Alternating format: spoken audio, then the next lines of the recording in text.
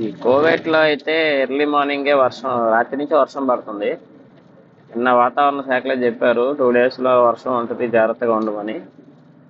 ఇక్కడైతే వర్షం పడుతుంది. వర్షం వల్ల ఏంటంటే ఈ బ్రేకులు అనేవి పనిచేయవు అనమాట. అంటే బ్రేకులు పనిచేయవంటే ఈ తార్కి టైర్కి గ్రిప్ ఉండదు, బ్రేక్ కొట్టిన ఆగదు, వెళ్ళిపోద్ది. ఒకవేళ టర్నింగ్ గాడి వెహికల్ తిప్పినా కూడా సరదాని రింగ్ రౌండ్ వేస్తుంది టైర్లు.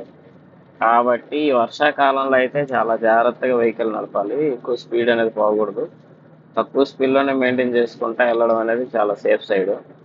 వెహికల్స్ అనేవి చాలా ఆల్మోస్ట్ కంట్రోల్ అయితే అవ్వవు.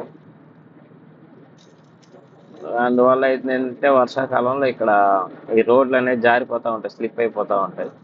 బ్రేక్ నువ్వు ఎంత చేసినా, ఎంత టైట్గా అసలు బ్రేక్ కొట్టకూడదు. ఎంత నువ్వు టైట్ బ్రేక్ కొడితే అంత టైట్గా జారిపోతుంది. లైట్గా బ్రేక్ టచ్ చేసుకుంటే చిన్నగా అయితే వెళ్ళాలి.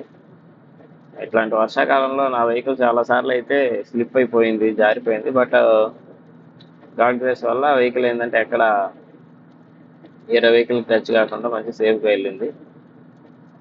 ఈ విధంగా అయితే కోవిడ్లో వర్షం అయితే స్టార్ట్ అయింది ఉదయాన్నే ఎర్లీ మార్నింగ్.